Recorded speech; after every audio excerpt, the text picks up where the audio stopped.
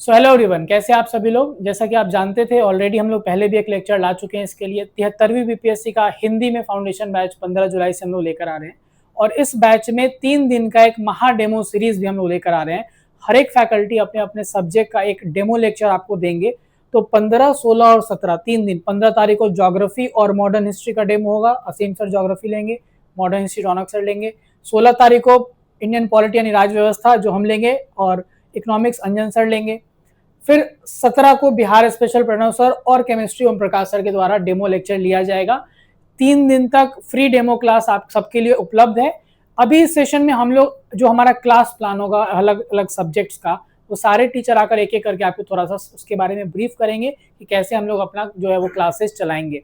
तो मेरे द्वारा राज्य व्यवस्था लिया जाएगा, उसके बारे में देख लेते हैं क्या क्या टॉपिक्स हम लोग कवर करेंगे। तो शुरुआत जो होगा बेसिक से एकदम, कि हम लोग जैसे कि हम लोग बात करते हैं स्टेट ऑर्गन्स ऑफ स्टेट, जो राज्य के हम लोग जो अलग अलग अंग की बात करते हैं, विधायिका की हम लोग बात करते हैं, कार्यपालिका की बात करते हैं, तो वो परिचय पूरा हम लोग देखेंगे। फिर संविधान के प्रकार होंगे और अलग अलग तरह का शासन प्रणाली होता है, जैसे राष्ट्रपति प्रणाली हम लोग देखते हैं, संसदीय प्रणाली देखते हैं, वो सारा कुछ। फिर हम लोग संघीय व्यवस्था देखते हैं, एकात्मक व्यवस्था देखते हैं, तो वो सब कुछ हम लोग पहले लेक्चर में एकदम बेसिक से कवर करेंगे। सेकेंड में हम लोग जाएंगे कि हमारा जो बहुत एक प्रीलिम्स का इंपॉर्टेंट पार्ट है कि संविधान का निर्माण कैसे हुआ। तो भारतीय संविधान जो अभी के रूप में पहुंचा वो किस तरह से बनाया गया था, तो पूरा का पूरा संविधान सभा वाला सब कुछ हम लोग देखेंगे।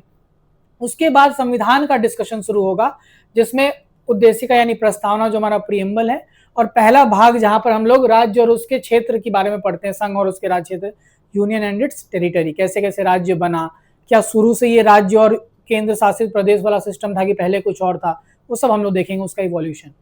इसके बाद जो 3 हमारा बात करते हैं, जो तिगरी है काफी इंपॉर्टेंट, फंडामेंटल राइट्स यानी कि मौलिक अधिकार, फिर हमारा डीपीएसपी और फंडामेंटल ड्यूटीज, ये तीनों हम लोग पढ़ेंगे। इससे बहुत सारे क्वेश्चन हर साल आते हैं। फिर आएगा केंद्र में यानी कि संघ की सरकार, उसमें तीनों ऑर्गन अंग को हम लोग देखेंगे। सबसे पहले शुरू करेंगे एग्जीक्यूटिव यानी कार्यपालिका से, फिर विधायिका से और फिर न्यायपालिका से। सिमिलरली राज्य सरकार में भी ये तीनों अंग को हम लोग पढ़ेंगे अलग से। इसके बाद यूनियन टेरिटरीज को हम लोग पढ़ेंगे, उसका क्या प्रोविजन है, कहाँ कहाँ विधानसभा है, कहाँ कहाँ नहीं है। फिर केंद्र और राज्य का संबंध, किस तरह से विभाजन हुआ है शक्तियों का केंद्र और राज्य के बीच में।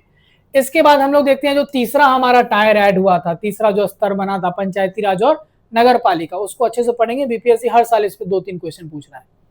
फिर चुनाव और राजनीतिक दल, इस पे क्वेश्चन आते हैं हमेशा कि कौन सा जो राजनीतिक दल है उसको अगर राष्ट्रीय पार्टी बनाना है, राष्ट्रीय दल का रिकॉग्निशन चाहिए तो क्या क्राइटेरिया है, राज्य के अंदर क्या क्राइटेरिया है, वो चीज देखेंगे। फिर उसके बाद हम लोग ऑफिशियल लैंग्वेज, आपातकाल का जो प्रावधान है और साथ ही साथ जो हमारा संशोधन करने का जो तरीका है और मूल संरचना यानी जो बेसिक स्ट्रक्चर डॉक्ट्रिन है उसके बारे में पढ़ेंगे हम लोग। फिर नागरिकता, सिटीजनशिप कैसे ली जा सकती है, कैसे जा सकती है। फिर बहुत सारे निकाय होते हैं, जैसे हम लोग बात करते हैं कि नीति आयोग, तो ये गैर संवैधानिक निकाय के रूप में आती है। हम लोग बात करते हैं बीपीएससी का, तो संवैधानिक निकाय है, तो ये सारे निकाय के हम लोग पढ़ेंगे अच्छे से। इसके बाद कुछ महत्वपूर्ण समितियां रहती है, जिसे कमिटीज की बात करते हैं, सरकारिया कमीशन हो गया, ऐसे कुछ कमीशन हैं। कुछ हमारे न्यायालय के निर्णय होते हैं, जैसे सुप्रीम कोर्ट के जजमेंट हो गया इंपॉर्टेंट, कुछ हाई कोर्ट का हो गया। और फिर उसके बाद बहुत सारे रिपोर्ट्स अलग अलग बनाए गए हुए हैं, उन रिपोर्ट्स को हम लोग देखेंगे। लॉ कमीशन का कुछ रिपोर्ट हो गया। और लास्ट में ये जो पार्ट है कि पिछले 1 साल का जो भी करंट डेवलपमेंट हुआ है इन सारे टॉपिक्स में, उसको अलग से हम लोग देखेंगे, जो करंट अफेयर्स में भी आपको हेल्प करेगा। तो ये पूरा का पूरा भारतीय राज्य व्यवस्था का आपको एक तरह से हम लोग समझ सकते हैं क्लास प्लान था। अब हम चाहेंगे कि रौनक सर आए और वो मॉडर्न हिस्ट्री के बारे में आपको ब्रीफ करें, आधुनिक इतिहास के बारे में। Good morning everyone. तो चलिए मॉडर्न हिस्ट्री में हम देखते हैं तो 18वीं शताब्दी के राज्य, मतलब उत्तर मुगल कालीन में क्या राज्य थे, ये डार्क एज था, अंधकार का युग था, या क्षेत्रीय साम्राज्यों के उत्थान का युग था, ये हम देखेंगे। यूरोपियों का आगमन, जिसमें हम देखते हैं पुर्तगाली से लेकर के कैसे डच आए, कैसे इंग्लिश आए, क्या क्या उस समय की गतिविधियाँ थी, क्या उनके बीच में संघर्ष हुआ। ब्रिटिश विस्तार, इसे 2 स्तर पर देखते हैं। ब्रिटेन का अन्य यूरोपीय कंपनियों के साथ क्या रिश्ता रहा, कैसे बेदारा हुआ, कैसे वॉन्डी वॉश हुआ। और फिर हम देखते हैं कि भारतीय क्षेत्रों पर कैसे मैसूर, मराठा, बंगाल, इन पे कब्जा हुआ। इन सब चीज़ों को हम देखेंगे। फिर जब वो कब्जा कर लेंगे तो वो एडमिनिस्ट्रेशन, प्रशासन चलाएंगे, तो आर्थिक नीतियों को देखेंगे, कैसे उन्होंने भारतीय जो कृषि व्यवस्था थी उसमें परिवर्तन लाया, उसका वाणिज्यीकरण किया, कैसे यहाँ के हैंडीक्राफ्ट, हस्तशिल्प कलाओं का ये पतन किया, किस तरह से उनका जो राजस्व नीति थी, महलवाड़ी, रैयतवाड़ी, जमींदारी, वो सब पे देखेंगे। और फिर सभी नीतियों के वजह से जो एक लंबे समय में एक तरह का प्रॉब्लम क्रिएट हुआ, तो 1857 का विद्रोह, इसमें बहुत सी फैक्चुअल बातें, कुछ कंसेप्चुअल बातें हैं, इसका नेचर क्या था, ये सब हम लोग डिस्कस करेंगे। फिर अंग्रेजों के आने से जो सामाजिक धार्मिक जो हमारी कुरीतियाँ थी वो कैसे दूर हुई, उसमें राजा राम मोहन रॉय से लेकर ईश्वर चंद्र विद्यासागर और तमाम ऐसे लोगों के बारे में हम लोग पढ़ेंगे। फिर प्रेस का विकास हम समझेंगे कि अंग्रेजों के आने से कैसे हमारे यहाँ प्रेस का विकास हुआ और प्रेस की क्या क्या गतिविधियाँ थी, कैसे प्रेस ने राजनीतिक, सामाजिक हर व्यवस्था को के बारे में अपना आकलन दिया और इससे विकास हुआ। और किसान आंदोलन, अंग्रेजों का जो भू राजस्व नीति थी उसके चलते किसानों को क्या समस्या हुई और कैसे किसानों ने उसका प्रतिरोध किया और क्या क्या डेवलपमेंट आगे चल करके हुए। जनजातीय आंदोलन, सेम वही डेवलपमेंट जनजातियों के परिप्रेक्ष्य में क्या हुए, संथाल, कोल, बिरसा मुंडा, इन सब के बारे में हम देखेंगे। फिर कांग्रेस के उत्थान, कांग्रेस के आने के बाद उदारवादी चरण, जहाँ प्रेयर पिटीशन, जैसे दादा भाई नौरोजी, फिरोज शाह मेहता, इन लोगों के बारे में हम पढ़ते हैं। फिर इनको जब अपनी सफलताएं नहीं मिल सकी तो गरम दल, कैसे ये लाल बाल पाल ने अपना नेतृत्व करके आगे बढ़ाया। और फिर राष्ट्रीय आंदोलन, यहाँ पे हम देखते हैं बंगाल के विभाजन से लेकर के गरम दल के पतन को लेकर के, और फिर कैसे क्रांतिकारी समय में उत्थान होता है, कैसे जब केंद्रीय नेतृत्व की कमी होती है तो लोग क्रांतिकारी गतिविधियों में लिप्त हो जाते हैं। फिर राष्ट्रीय आंदोलन 1918 से 1929 तक, गांधी जी के बारे में देखेंगे, किस तरह गांधी जी 1916 में भारत आते हैं और एक बहुत बड़ा मूवमेंट, पहले तो चंपारण से शुरू करते हुए एक राष्ट्रीय आंदोलन करते हैं 22 में फिर वो वापस ले लेते हैं और फिर 24-25 से फिर वो राष्ट्रीय पटल पर आते हैं और किस तरह फिर आपके 1929 तक जाते हैं और आगे सिविल डिसोबीडियंस होता है। यहाँ से सिविल डिसोबीडियंस से लेकर के आज़ादी तक, इसमें बहुत महत्वपूर्ण स्थान है सिविल डिसोबीडियंस है। 1935 का एक्ट है, बीच में कुछ दलित आंदोलन भी हुए हैं जैसे पूना पैक्ट वगैरह, तो उसको हम लोग देखेंगे। और फिर रोड टू पार्टीशन, कैसे 1940 से लेकर के 47 तक क्या दुनिया में परिस्थितियां रही, विश्व युद्ध के कारण ऐसी क्या स्थिति उत्पन्न हुई कि अंग्रेजों को भारत छोड़ना पड़ा। फिर हम देखेंगे शिक्षा का विकास, जो आज हम आधुनिक शिक्षा लेते हैं, कहीं ना कहीं उसकी नींव जो है वो आंग्लवाद और प्राच्यवाद के बीच हुए विवाद को लेकर के है।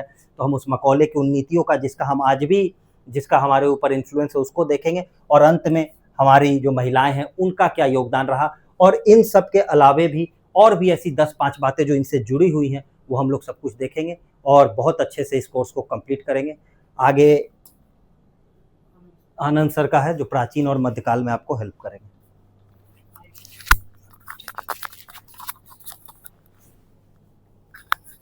धन्यवाद सर। एक्चुअली जब हम एंशिएंट हिस्ट्री का बात करते हैं तो हम लोग एक्चुअली डेवलपमेंट को देखते हैं, कैसे पाषाण काल से हड़प्पा एक नगरीय सत्ता कैसे बनी। तो बेसिकली हम लोग रटने का प्रयास करते हैं, लेकिन हम लोग बेसिकली कंसेप्ट देखेंगे, कैसे ओवर प्रोडक्शन हुआ और कैसे कृषि ने नगर को विकसित किया उसको देखेंगे। फिर देखिएगा वैदिक सत्ता को देखेंगे, तो वैदिक सत्ता में बेसिकली हम लोग इसके कड़क को समझेंगे कि आज तक जो शुरू हुआ इतना पुराना आज तक कैसे कैरी हो रहा है और कैसे बीपीएससी या यूपीएससी क्वेश्चन पूछती है। फिर बुद्ध और जैन को हम लोग डिटेल में देखेंगे, क्योंकि ये बड़ा कोर रहता है, उसमें दर्शन भी होता है, इसको भी समझने का प्रयास करेंगे। फिर महाजनपद हम देखें कैसे लोहा के आ जाने से महाजनपद की ओर बढ़ा भारत। महाजनपद में देखिएगा लास्ट का स्ट्रीम क्या होता है, मौर्य साम्राज्य की ओर बढ़ता है और पहला बार यहाँ साम्राज्य बन जाता है। तो देखें कैसे कौन सा फैक्टर रहा, क्या ज्योग्राफिकल चेंज था, क्या पॉलिटिकल चेंज था, क्या इकोनॉमिकल चेंज था, सबको देखते हुए जाएंगे। फिर मौर्योत्तर काल देखेंगे और देखेंगे ये मौर्योत्तर काल इसलिए इंपॉर्टेंट हो जाता है, यहीं से मूर्ति पूजा शुरू हो जाती है, यूनानी का प्रभाव शुरू हो जाता है। तो जब तक इसको नहीं देखेंगे तो आज तक के डेवलपमेंट को समझना थोड़ा मुश्किल हो जाता है। फिर हम लोग गुप्त काल देखेंगे और संगम काल, ये यूपीएससी का भी फेवरेट टॉपिक रहा है और बीपीएससी में क्वेश्चन आने शुरू हो गए हैं। तो ये पूरा एंशिएंट रहा जिसको हम लोग देखेंगे और बेसिकली हम लोग फैक्ट नहीं देखेंगे, हम लोग समझने का प्रयास करेंगे ये हो क्यों रहा है। जब तक ये समझ में आ जाएगा राजनीतिक परिवर्तन कैसे आर्थिक परिवर्तन को इन्फ्लेट करता है और कैसे आर्थिक सामाजिक को, अगर ये समझ लिए तो फिर को समझने के लिए दिक्कत नहीं होती, फिर फैक्ट तुरंत याद हो जाता है। फिर आ जाते हैं प्रारंभिक मध्यकाल, ये डेवलपमेंट कैसे हुआ शुरू में ये देखेंगे। फिर दिल्ली सल्तनत में क्या हुआ, भक्ति सूफी आंदोलन क्यों बोलते हैं ये समझना जरूरी है, क्योंकि ये आंदोलन था और कैसे था, और भक्ति और सूफी, इस्लाम और हिंदुज्म को दोनों को एक साथ पढ़ाया जा रहा है, मतलब कुछ न कुछ कारण रहे होंगे, इसलिए ऐसा है। फिर हम लोग विजयनगरा साम्राज्य देखेंगे, फिर मुगल साम्राज्य को देखते हुए फिर मॉडर्न की ओर चले जाएंगे। धन्यवाद सर, आप कर सकते हैं।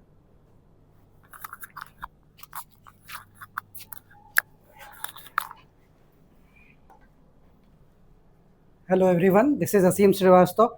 मैं भूगोल की कक्षाएं लूँगा और भूगोल का लेक्चर प्लान इस प्रकार है।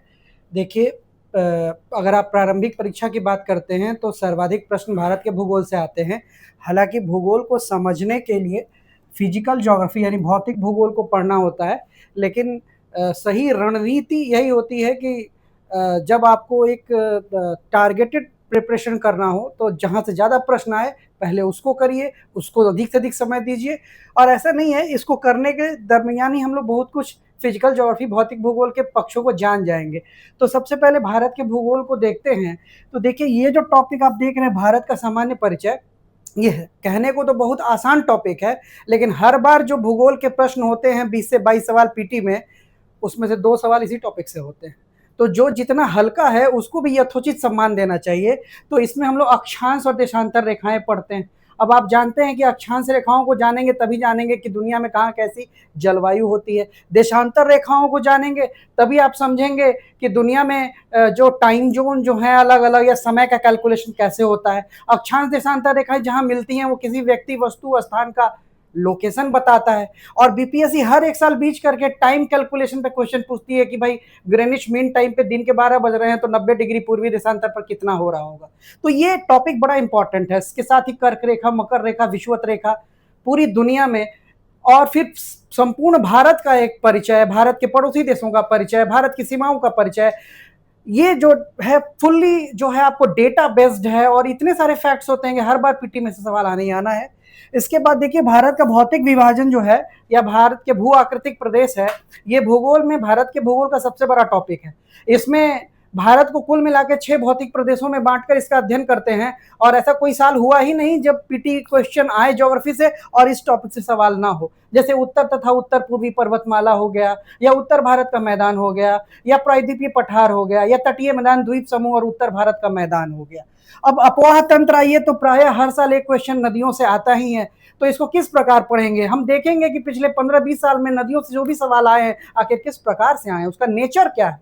और आप नेचर, जब मैं क्लास लूंगा तो आपको बताऊंगा 12-13 प्रकार से, न केवल बीपीएससी, आज तक ड्रेनेज सिस्टम पे, अपवाह तंत्र पे 12 से 13 प्रकार से अलग अलग क्वेश्चन यूपीएससी ने पूछा हुआ है। वो हर डायमेंशन से हम लोग इसमें हर नदी, हर इंपॉर्टेंट नदियों को करेंगे।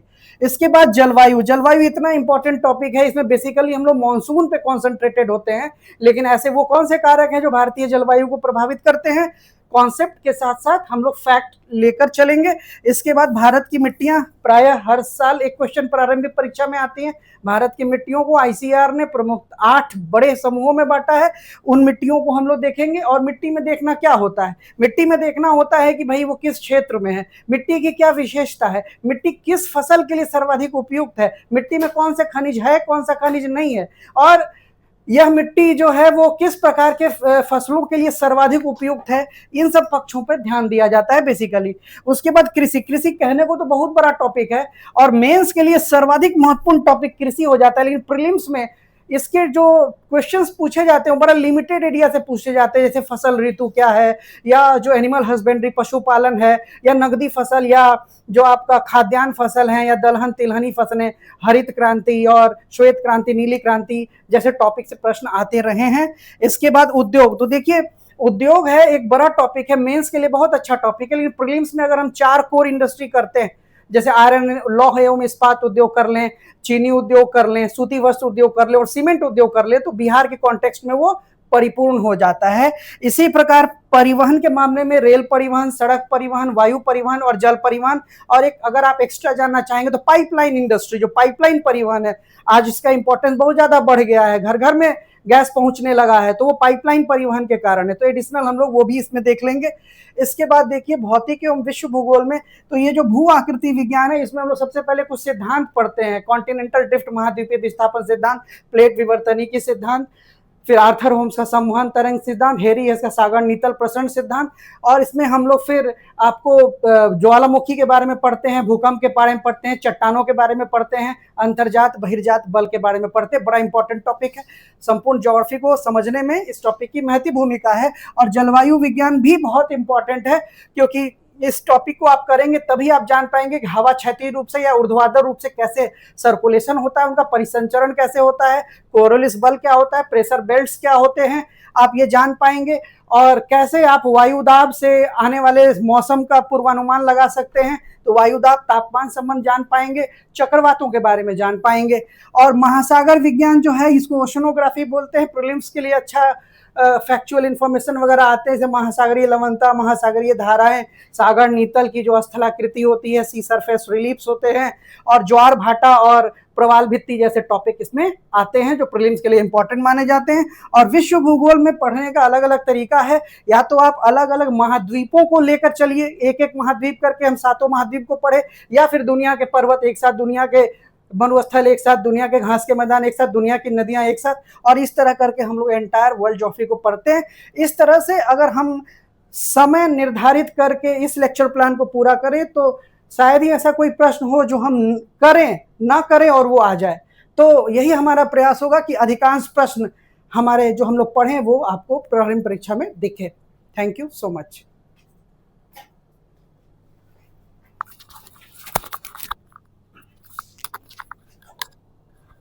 नमस्कार दोस्तों, अब हम देखेंगे आगे बिहार स्पेशल।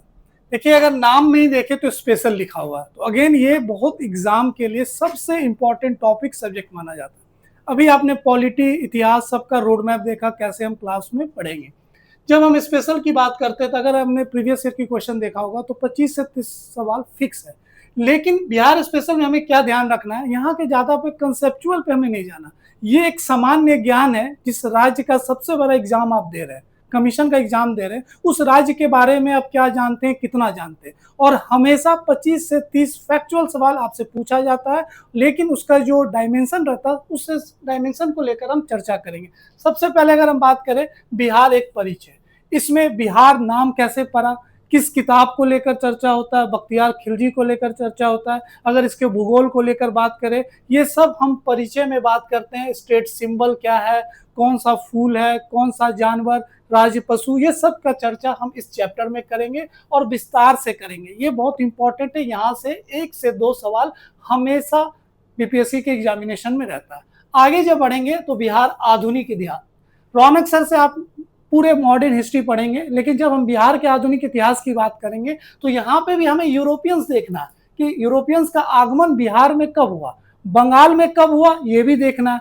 तो रौनक सर आपको पढ़ाएंगे कि यूरोपियंस कैसे भारत आए, भारत से बंगाल कहाँ है। वहां से फिर मेरा जो दायित्व बनता है कि यूरोपियंस बंगाल में, बिहार में कब कैसे आए। तो इससे भी आपने देखा होगा हमेशा डच कैसे आए, ब्रिटिश कैसे आए, पुर्तगाल कैसे ही एंट्री होता है, ये सब चर्चा हम यहाँ पे भी करेंगे। और फिर धीरे धीरे इंपॉर्टेंट जो यूथ है, पटना मैस्करे हुआ या पटना सेक्रेटरीट में जो किलिंग्स हुआ, बहुत सारे इंपॉर्टेंट फैक्चुअल इंफॉर्मेशन हमें आधुनिक इतिहास में पढ़ना है। और चंपारण सत्याग्रह जो सर ने भी चर्चा किया था, इसमें हमें फैक्चुअल, गांधी जी कब आए, कैसे आए, बिहार कितनी बार आए, बिहार में आकर क्या क्या उन्होंने डेवलपमेंट्स किया, किस चीज को लेकर क्या बातचीत हुई, कौन सा किताब को लेकर चर्चा हुआ, कौन सा लीडर उनको साथ दिया। जैसे आपने प्रीवियस ईयर के क्वेश्चन देखा होगा बतख मियाँ को लेकर, मैं हमेशा बिहार स्पेशल के क्लास में इसको हमेशा जिक्र करता हूँ।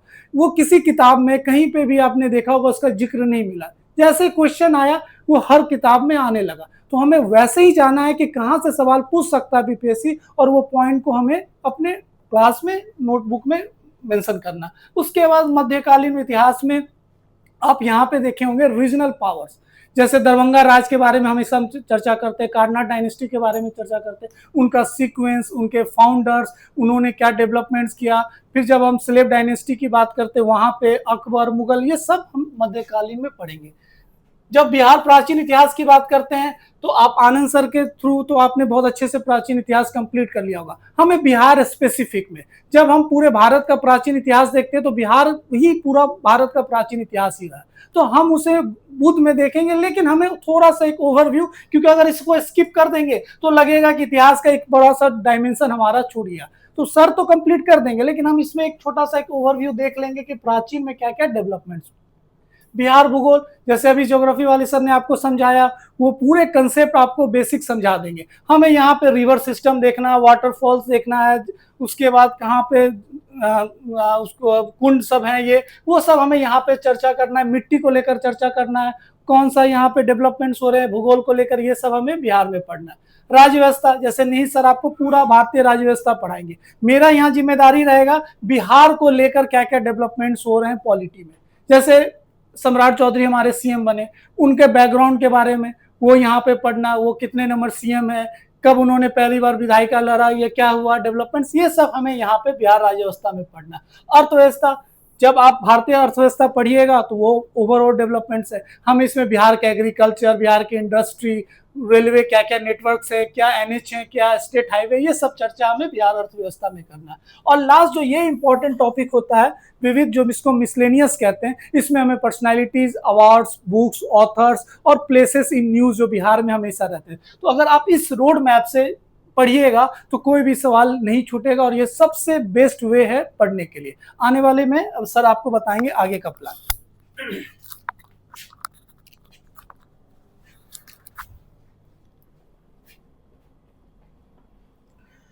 नमस्कार बच्चों, तो आज हम बात करेंगे अर्थव्यवस्था को लेकर के कि हम लोग बीपीएससी में क्या क्या पढ़ेंगे। तो सबसे पहले बात करते हैं अर्थव्यवस्था की मूल अवधारणा, यानी कि अगर बात करें अर्थशास्त्र क्या है, अर्थव्यवस्था क्या है, इसको हम समझेंगे सबसे पहले, जो कि बेसिक इन्फॉर्मेशन होता है। उसके बाद यहाँ पे सेक्टर्स के बारे में चर्चा करेंगे, यानी कि जो हमारा प्राइमरी सेक्टर है, सेकेंडरी सेक्टर और टर्सरी सेक्टर है। कहने का मतलब प्राथमिक क्षेत्र, द्वितीयक क्षेत्र और हमारा तृतीयक क्षेत्र। उसके बाद जो सबसे इंपॉर्टेंट टॉपिक हमारा आता है वो आता है हमारा नेशनल इनकम, यानी कि राष्ट्रीय आय, जहां पर GDP, GNP, NNP, NDP, per capita income, इन सभी चीजों को यहाँ पर देखेंगे। उसके बाद इन्फ्लेशन की बात करेंगे, यानी कि मुद्रास्फीति, अपस्फीति क्या है, महंगाई कैसे बढ़ती है, कैसे घटती है, इसकी भी चर्चा करेंगे। फिर हम यहाँ पे मनी देखेंगे और बैंकिंग देखेंगे। मनी की बात करें तो मनी सप्लाई यहाँ पर कैसे होता है, M3, M4, इसकी चर्चा करेंगे। हमारा बैंकिंग सेक्टर कैसे काम करता है, हम इसकी बात करेंगे। उसके बाद आरबीआई की बात करें तो हम यहाँ पर सिर्फ आरबीआई के बारे में नहीं पढ़ेंगे, बल्कि आरबीआई की जो मॉनेटरी पॉलिसी यानी कि मौद्रिक नीति है, इसकी हम चर्चा करेंगे। जहां पर आप पढ़िएगा CRR, SLR, इसकी हम यहाँ पर चर्चा करेंगे। आगे जब बढ़ेंगे तो हम यहाँ पे कुछ संस्थाएं देखेंगे, यानी कि नाबार्ड, सिडबी, एक्सिम बैंक, ये सभी वह संस्थाएं जहां से लगातार बीपीएससी क्वेश्चंस पूछ रहा है, क्योंकि ये सभी जो संस्थाएं ये प्रॉपर क्या है, ये लोन देने का काम करती है। क्लियर। आगे हम चलेंगे तो बजट देखेंगे। बजट की बात करेंगे तो यहाँ पर बजट में क्या क्या चेंजेस हो रहे हैं, यानी कि राजस्व आय हमारा क्या है, पूंजीगत आय हमारा क्या है, तो इन सभी चीजों को बहुत अच्छे से अध्ययन करेंगे, क्योंकि यहाँ से लगभग क्वेश्चन आपको 1 से 2 क्वेश्चन देखने को मिलता है। फिर आगे बढ़ेंगे फिस्कल पॉलिसी। फिस्कल पॉलिसी की बात करें तो यहाँ पर कैसे ये जो बजट सिस्टम काम कर रहा है, ये कैसे यहाँ पर काम कर रहा है, और इसी में हमारे पास एक आता है FRBM, कि कैसे हमें राजकोषीय घाटा को कम करना है, वो फिस्कल पॉलिसी के संदर्भ में हम यहाँ पर पढ़ते हैं FRBM एक्ट के बारे में। फिर हम पढ़ेंगे आगे प्रत्यक्ष कर, अप्रत्यक्ष कर और जीएसटी, यानी कि हमारे यहाँ जो कारापात है, जो काराधान यानी कि पढ़ते हैं ना, डायरेक्ट टैक्स, इनडायरेक्ट टैक्स कैसे लगता है, कैसे काम करता है, तो उसकी बात हम यहाँ पे करेंगे। उसके बाद हम मोस्ट इंपॉर्टेंट आर्थिक सर्वेक्षण, यानी कि आपको पता होगा कि हर साल बजट से एक दिन पहले हमारे यहाँ इकोनॉमिक सर्वे पेश होता है, हम उसकी चर्चा यहाँ पर करेंगे। उसके बाद नीति आयोग और नियोजन, ये आप लोग अच्छे से जान रहे होंगे कि नीति आयोग से पहले हमारे यहाँ प्लानिंग कमीशन की बात करें तो पंचवर्षीय योजना चलता था, जिसको बाद में रिप्लेस कर दिया गया, और फिर क्या आया, नीति आयोग, इसकी चर्चा करेंगे। उसके बाद गरीबी, बेरोजगारी और असमानता, यहाँ से लगातार बीपीएससी क्वेश्चंस पूछ रहा है, क्योंकि कमेटी यहाँ पे बहुत ज्यादा इंपॉर्टेंट हो जाता है। उसके बाद एमएसपी, ये तो अभी सबसे ज्यादा इंपॉर्टेंट टॉपिक है, क्योंकि एमएसपी को लेकर के बिहार सरकार भी काम कर रही है। अभी हाल ही में आपने देखा होगा सर्वे में इसके बारे में चर्चा किया गया है। फिर इंडस्ट्री पॉलिसी, यहां से भी 1-2 क्वेश्चन आता है कि मिनी रत्ना कंपनी क्या है, महारत्ना कंपनी क्या है। फिर उसके बाद हम कुछ बाहरी सेक्टर को देखेंगे, यानी कि बीओपी की बात करेंगे, बैलेंस और पेमेंट शीट की बात करेंगे, यानी कितना हमारे यहाँ जो इंडस्ट्री हो रहा है, यानी कि जो आयात निर्यात हम कितना यहाँ पे काम कर, उसकी चर्चा करेंगे। फिर विदेशी मुद्रा भंडार की बात करेंगे। उसके बाद कुछ संस्थाएं देखेंगे, जैसे IMF, विश्व बैंक, WTO, है ना, एशियन डेवलपमेंट बैंक की बात करेंगे, क्योंकि यहाँ से भी क्वेश्चन अभी आपको देखने को मिलता है। उसके बाद कुछ यहाँ पे योजना वगैरह देखेंगे, जैसे जनधन योजना, डीबीटी क्या है, यूपीआई क्या है, ठीक है। उसके बाद कुछ सरकारी योजनाओं के बारे में बात करेंगे कि बिहार सरकार के द्वारा कौन सी योजना है और भारत सरकार के द्वारा कौन सी योजनाएं चलाई जा रही है। उसके बाद कुछ हम बिहार की अर्थव्यवस्था के बारे में बात करेंगे, यानी कि बिहार का सर्वे, बिहार के बजट के बारे में कुछ चर्चा करेंगे। और लास्ट में हम क्या करेंगे, प्रॉपर जो हमारी मतलब करंट अफेयर्स की जो क्लासेस, यानी कि बिहार में क्या चीजें चल रही है वर्तमान में, करंट अफेयर्स को लेकर के हम यहाँ पर चलेंगे। धन्यवाद।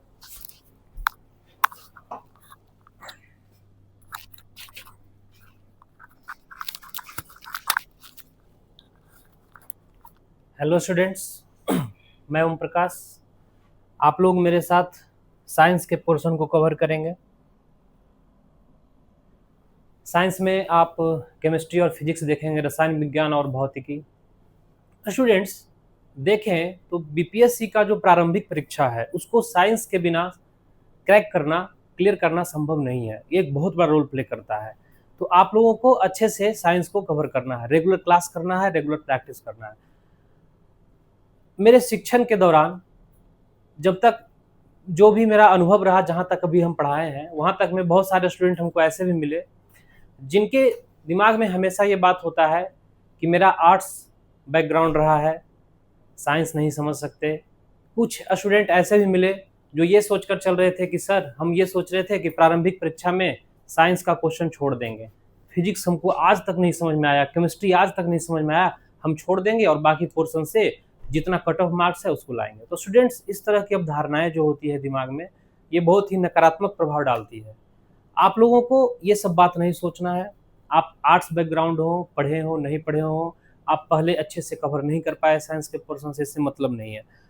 जब भी टीचर्स पढ़ाते हैं, शिक्षक पढ़ाते हैं, और जैसा कि आप लोगों ने देखा, बहुत ही बेहतरीन टीम हम लोगों के साथ है, हम लोग एक बहुत ही बेहतरीन टीम का हिस्सा है। तो हम लोग जब भी पढ़ाते हैं तो यही सोच के पढ़ाते हैं कि आप कुछ नहीं जानते हैं, बेसिक से एकदम सिखाने का काम करते हैं। अगर आप पढ़े होते, जानते, तो मेरे पास क्यों आते? सिंपल सा बात है। तो स्टूडेंट्स, ये सब बात नहीं रखना है दिमाग में कि आपका क्या बैकग्राउंड था, और हम भी ये सोचकर नहीं पढ़ाते हैं कि आप कुछ जान रहे हैं, नहीं। हम ये सोचकर पढ़ाते हैं कि आप कुछ नहीं जानते हैं, आपको सिखाना है और बीपीएससी लेवल तक क्लियर करवाना है। चलिए, जो भी क्वेश्चन होगा आपके नोट्स से होगा। अगर कुछ एक दो क्वेश्चन नोट से नहीं आया तो आप में सोचने का क्षमता होगा, आप उसको बना सकते हैं। देखिए, आपके सामने रसायन विज्ञान के 9 चैप्टर्स आपके सामने प्रेजेंट किए हुए हैं। आप लोग सोच रहे होंगे कि क्या 9 चैप्टर्स में ही पूरा साइंस, ये केमिस्ट्री का पोर्शन आ जाएगा?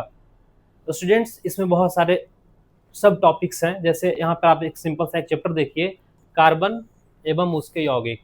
तो बस ये एक चैप्टर यहाँ पर आपको दिख रहा होगा, लेकिन इसके अंदर पूरा ऑर्गेनिक का पोर्शन है। इसके अंदर बहुत सारे टॉपिक को हम कवर करेंगे, जैसे हाइड्रोकार्बन, फंक्शन ग्रुप और भी बहुत सारे टॉपिक्स। तो शुरू से देखते हैं। पहला चैप्टर आप पदार्थ देखेंगे, मैटर के बारे में पढ़ेंगे। आप स्टेट्स ऑफ मैटर पढ़ेंगे, आप पढ़ेंगे कि पदार्थ की कितनी अवस्थाएं होती है। आप परमाणु संरचना पढ़ेंगे, एक परमाणु में क्या क्या होता है, किस तरह से उसका बिहेवियर होता है, उसके पार्टिकल्स क्या हैं। और जैसा कि आप पिछले वर्ष के प्रश्न को देखें तो यहाँ से बहुत ज़्यादा प्रश्न पूछा जाता है। केमिस्ट्री से अगर कोई क्वेश्चन पूछना हो तो सबसे पहला क्वेश्चन यही चैप्टर से आता है, उसके बाद ही कोई अगला चैप्टर से सोचता है आयोग। और हम लोग जब पढ़ेंगे और PYQ डिस्कस करेंगे हर चैप्टर के बाद, तब आप ना जो क्वेश्चन सेट करने वाले होते हैं आयोग का, उनका माइंड समझ सकते हैं कि क्या पूछ सकते हैं, उनका तरीका क्या है सोचने का। तो एक तरह से हैकिंग जो होता है ना, कि उनके दिमाग को हैक कर लेना कि अच्छा यही पैटर्न पे पूछते हैं, उसी पैटर्न को फॉलो करते हुए हम लोग आगे बढ़ेंगे।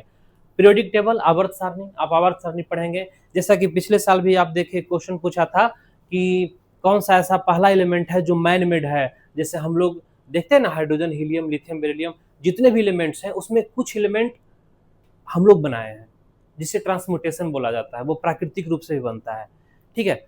तो कुछ प्राकृतिक रूप से बनता है, कुछ कृत्रिम रूप से बनता है। तो पूछ दिया था बीपीएससी कि बताइए आवर्त सारणी में कौन सा एक ऐसा एलिमेंट है जिसको सबसे पहली बार हम लोग बनाए हैं, आदमी द्वारा बनाया गया है।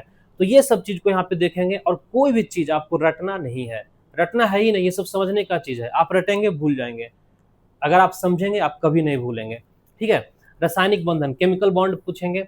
एईडीओ का पेपर एक दिन ऐसे ही बैठे हम देख रहे थे कि भाई क्या क्या पूछता है, बीपीएससी ही ले रही थी। तो एईडीओ में देखे कि पूछा हुआ है कि बताइए अमोनिया और मीथेन और ऑक्सीजन में बताइए इजीली कौन लिक्विड बन जाएगा। इन गैस को हम लिक्विड बनाना चाहते हैं। तो ये डिस्कस हम इसलिए कर रहे हैं क्योंकि आप समझें, तो यहीं से पूछा गया था। और ये सब क्वेश्चन जो है हूबहू क्वेश्चन हम क्लास में करवाए हुए थे, सेम टू सेम। तो अम्ल, क्षार और लवण, एसिड बेस पढ़ेंगे। इसमें पढ़ेंगे एसिड बेस। अब 2 मिनट में हम आपको क्या बताएं, आप आगे जब क्लास करेंगे तो अच्छे से इसको डिस्कस करेंगे। लेकिन हाँ, मेरा उद्देश्य यही रहेगा कि आपको रटना ना पड़े, सिंपल सा बात आपको समझ में आएगा। आप अपने आप पे विश्वास करके क्लास में आएंगे, आप सीखेंगे। रासायनिक अभिक्रिया एवं समीकरण, इससे भी बहुत ज्यादा क्वेश्चन पूछा जाता है केमिकल रिएक्शंस के बारे में। पिछले साल के क्वेश्चन का एनालिसिस जब हम लोग करते हैं तो देखते हैं कि हाँ, यहाँ से बहुत सारे क्वेश्चन पूछे गए हैं। और हर चैप्टर के बाद आपको PYQ, आपको कुछ मॉडल क्वेश्चन यहाँ मिलता ही है। PYQ, यूपीएससी, बीपीएससी या कोई भी स्टेट पीसीएस का जो हो, जो हमें लगता है कि हाँ ये अच्छा है, इसको डिस्कस करना चाहिए, वो हम करवाते चलते हैं। धातु एवं धातु कर्म, इसमें आप पढ़ेंगे कि कैसे मेटल को उसके अयस्क से निकाला जाता है, मेटल का क्या प्रॉपर्टी होता है, उसका क्या अभिक्रिया होता है, वो किसके साथ किस प्रकार की अभिक्रिया करती है, उपचार में किस तरह से यूज होता है। अंदर में बहुत सारे टॉपिक्स हैं, सबको डिस्कस क्या कर सकते हैं यहाँ पे। विविध में मिसलेनियस में आप देखेंगे विविध में कि जैसे ईंधन है, ईंधन, दवा, पॉलीमर और भी बहुत सारे टॉपिक्स हैं, प्रदूषण, प्रदूषण के कंपोनेंट्स, एसिड रेन, अम्लीय वर्षा, इसमें बहुत सारे छोटे छोटे बहुत सारे टॉपिक्स इंक्लूड हैं जिसको आप पढ़ेंगे। डिटर्जेंट, साबुन, अपमार्जक, ग्लास, शीशा, कांच, ये सब के बारे में पढ़ेंगे यहाँ पे, जिससे प्रश्न पूछे जाते हैं। तो स्टूडेंट्स इतने चैप्टर्स को कवर करने के बाद मोस्टली 100% जो टॉपिक है आपका साइंस का वो कवर हो जाएगा। ठीक है, नेक्स्ट देखते हैं क्या फिजिक्स में क्या पढ़ेंगे। तो फिजिक्स का पहला चैप्टर आपका होगा इकाई एवं विमा, यूनिट एंड डायमेंशन। इसमें आप इकाई के बारे में पढ़ेंगे, जितने भी भौतिक राशि हैं उसके यहाँ से प्रश्न पूछते हैं। मोशन, इसमें पूरा मैकेनिक्स आप पढ़ेंगे, लिखा हुआ है मोशन, गति, लेकिन इसमें पूरा मैकेनिक्स पढ़ेंगे। इसमें बहुत सारे अंदर टॉपिक्स आते हैं और फर्स्ट क्वेश्चन अगर एक क्वेश्चन पूछना हो बीपीएससी को, मान लेते हैं एक क्वेश्चन अगर साइंस में फिजिक्स से पूछना हो बीपीएससी को, तो वो एक क्वेश्चन पता है इसी चैप्टर से पूछता है। ठीक है, तो फिजिक्स का पहला क्वेश्चन आपका कोई भी एग्जाम हो यहीं से होता है, इसको अच्छे से कवर करेंगे। ग्राफ वगैरह सब देखेंगे, न्यूमेरिकल्स भी करवाते चलेंगे, हालांकि न्यूमेरिकल्स तो उतना पूछता नहीं, लेकिन फिर भी मेरा आदत है आपको हम करवाते चलेंगे। ठीक है, इकाई एवं विमा, यूनिट एंड डायमेंशन, इसमें इकाई वगैरह देखते हैं भौतिक राशि का। इसमें मोशन देखेंगे, मोशन से रिलेटेड बहुत सारे फैक्ट्स हैं, क्या डिस्कस कर सकते हैं। कार्य शक्ति एवं ऊर्जा, हाँ, अब दूसरा क्वेश्चन अगर पूछना हो तो, और तीसरा क्वेश्चन पूछना हो तो लाइट से। तो ये सब टॉपिक जो है ना, ये सब चैप्टर जो है फेवरेट चैप्टर है इसका।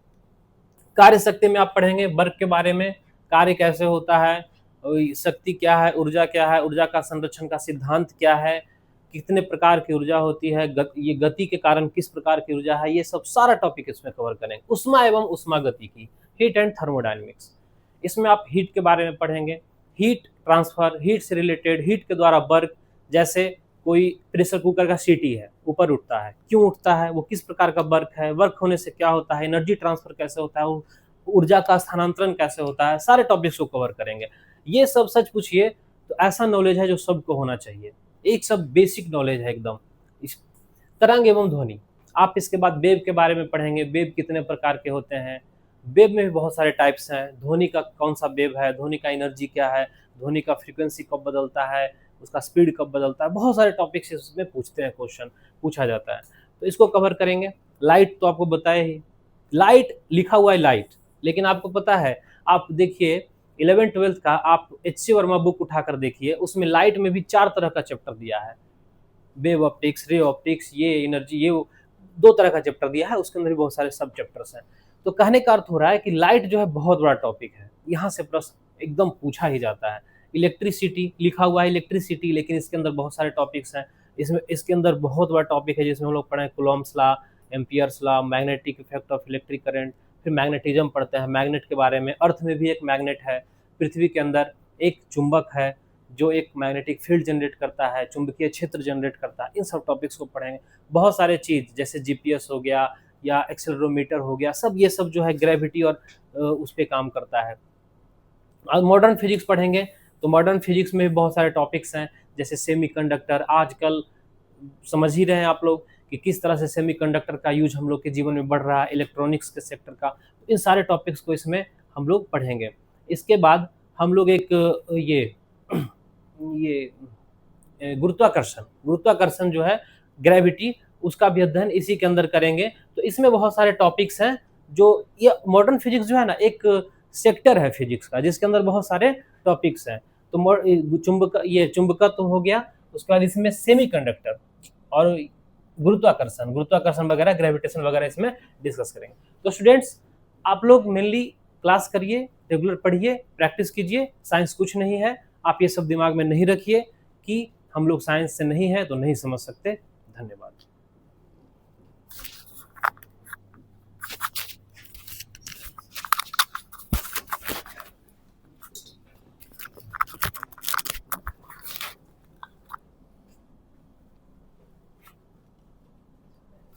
एक और फिर से हम आते हैं बायो पर। बायो की विशेषता क्या है कि आप अगर बायो कर रहे हैं तो 10 क्लास में 15 क्वेश्चन कर रहे हैं। मैं पूरे सब्जेक्ट के बारे में दावा कर सकता हूं 10 क्लास में 15 क्वेश्चन कहीं से नहीं होने वाला है, और हर साल यहाँ से आता है। ह्यूमन फिजियोलॉजी से देख लीजिएगा तो 6 क्वेश्चन आएगा, ह्यूमन फिजियोलॉजी से, प्लांट से 3 आएगा, बाकी मिसलेनियस डेवलपमेंट को लेके आता है। तो हम यही कहेंगे कि बायो के साथ क्या है, बच्चे लोग करते क्या है, अगर 30 क्वेश्चन है साइंस में, 50% वेटेज है और इसको बड़ा आसानी से किया जा सकता है। और कोशिश कीजिएगा कि एक बार इसको कर लें, क्योंकि स्कोर आपको यहीं से उठाएगा। और ऐसा हम लोग पूरे बीपीएससी में हर सब्जेक्ट को देख लीजिए, कोई सब्जेक्ट ऐसा नहीं है जो 10 क्लास में आपको 15 क्वेश्चन दे देगा। धन्यवाद।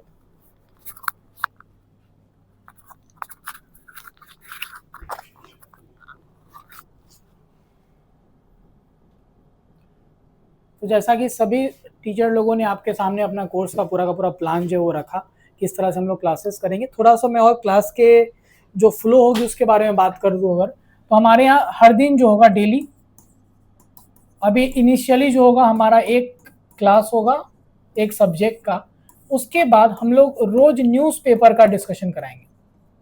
ठीक है, तो ये एक हमारे कोर्स का एक यूनिक फीचर है कि हर दिन क्लास के बाद उस दिन का न्यूज़पेपर का डिस्कशन होता है। प्लस हमारे यहाँ पर आपको हर दिन के क्लास के बेसिस पे डेली प्रैक्टिस पेपर मिलता है, क्वेश्चन जो सॉल्व करने के लिए। और क्लास जो होगा, जितना भी टॉपिक पढ़ाया गया 2 घंटे में, उसमें 15 मिनट जो होगा लास्ट का वो PYQ का डिस्कशन भी टीचर क्लास में कराते हैं। तो ये क्लास का पूरा फ्लो रहेगा। अभी फिलहाल आपके लिए जो डेमो क्लास है वो बिल्कुल फ्री है। 15, 16 और 17 को 6 सब्जेक्ट का डेमो आपको है। हमारे क्लासेस का जो लिमिटेशन है उसके अकॉर्डिंग हम लोग 50 सीट्स जो है वो डेमो के लिए अलाउ करते हैं। और उस 50 सीट्स पे अगर आपको अपना बुक करना है सीट, तो आप इस नंबर पे कॉल या मैसेज करके अपना डेमो बुक कर सकते हैं। 15, 16 और 17 का 3 दिन 2-2 सब्जेक्ट यानी 6 क्लासेस का डेमो आपको दिया जा रहा है ये महा डेमो सीरीज के अंदर। अगर आपको डेमो बुक करना है आप इस नंबर पे कॉल कीजिए, या कोई और जानकारी चाहिए तो आप इस नंबर पे कॉल कर सकते हैं। धन्यवाद।